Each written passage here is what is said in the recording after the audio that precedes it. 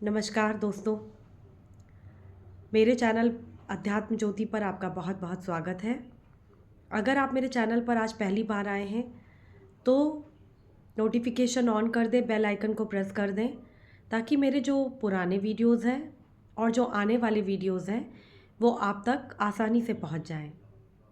दोस्तों, आप लोग जानते हैं बहुत अच्छे से कि मेरे जितने भी वीडियोस हैं वो बहुत ही अचूक हैं और मैंने उन वीडियोस को शोध करके ही बनाया है।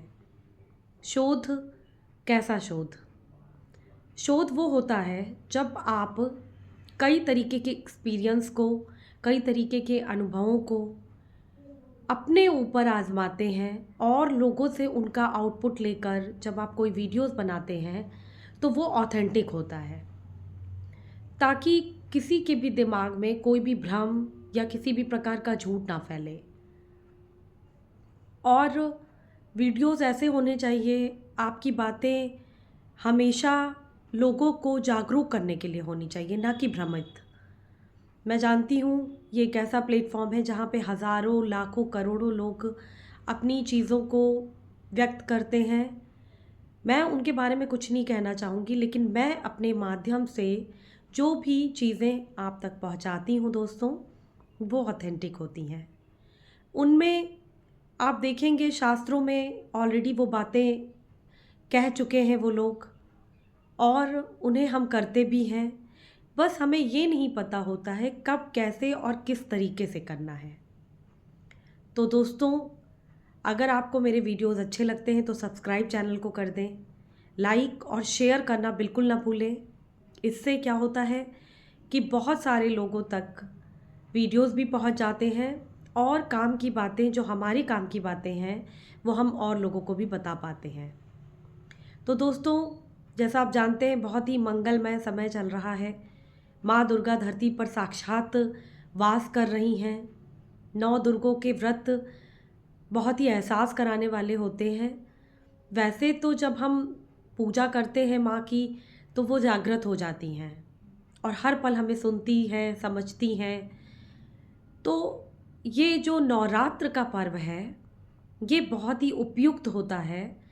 अगर आप किसी भी प्रकार से परेशान हैं तो आप उनके लिए ऐसे उपायों को अंजाम दे सकते हैं जिसके थ्रू आप की जितनी भी परेशानियां हैं वो ख़त्म हो जाती हैं। माँ दुर्गा साक्षात पृथ्वी पर वास करती हैं, हमें सुनती हैं, हर पल हमारी मदद करती हैं दोस्तों। तो अगर आप किसी भी तरीके से परेशान हैं तो माँ की आराधना करें, उनकी शरण में अपनी समस्याओं को रखें। आप देखेंगे कि वो साक्षात उसका निवारण करती हैं। तो ऐसे ही कुछ उपायों को लेकर आज मैं आप लोगों के सामने आई हूँ दोस्तों।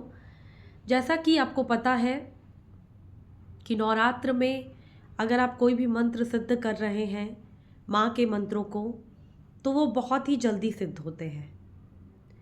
कोई भी मंत्र अगर आप कर रहे हैं, कोई अनुष्ठान कर रहे हैं, वो बहुत जल्दी पूरा होता है। दोस्तों, नवरात्र का जो पर्व होता है वो आप देखेंगे आप कोई भी काम कर सकते हैं। इन 9 दिनों में आप कोई भी नया काम कर सकते हैं। आपको किसी से पूछने की भी ज़रूरत नहीं है। बस माँ दुर्गा का नाम लीजिए और अपना काम कर डालिए।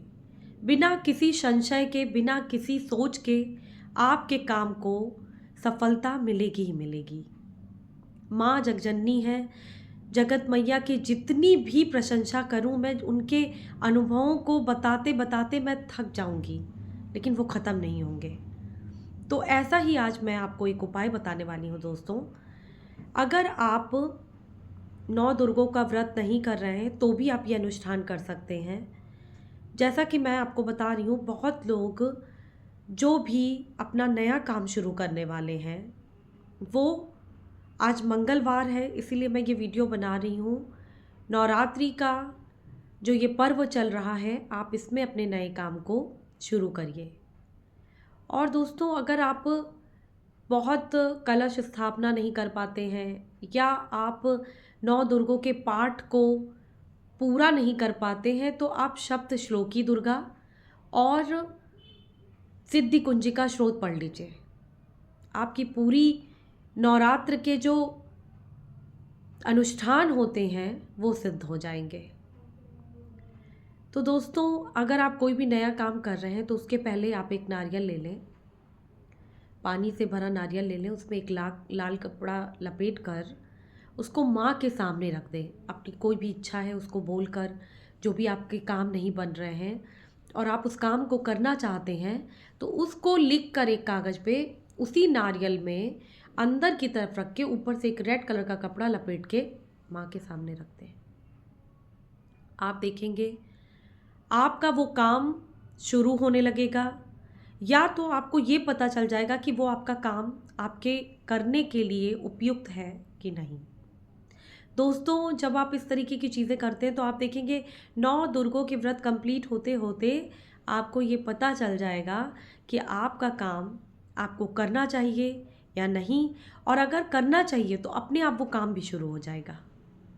और जब 9 दुर्गों का आप हवन करते हैं, या अगर आप हवन अपने यहाँ नहीं कर पाते हैं, किसी मंदिर या किसी भी शिवालय में जाएं, आप देखेंगे कि 9 दुर्गों के जो नवमी होती है या अष्टमी में बहुत सारे मंदिरों में वहाँ पे हवन कुंड में हवन होते हैं। बहुत लोग जिनके घर में ये सुविधा नहीं होती कि वो घर में ये काम कर पाएँ, क्योंकि बहुत सारी पारिवारिक स्थिति भी होती है और मना स्थिति भी होती है, किसी की तबीयत कभी कभी ठीक नहीं होती कि वो इन चीज़ों को कंटिन्यू कर पाए, तो मंदिरों में भी ये अनुष्ठान होते रहते हैं। आप देखेंगे कन्याएं वहाँ खिलाई जाती हैं। अष्टमी और नवमी पर जब ये हवन होते हैं तो आप नवमी के दिन वहाँ जाकर उस नारियल को उसी हवन कुंड में रखाएं और माँ से क्षमा प्रार्थना कर लें।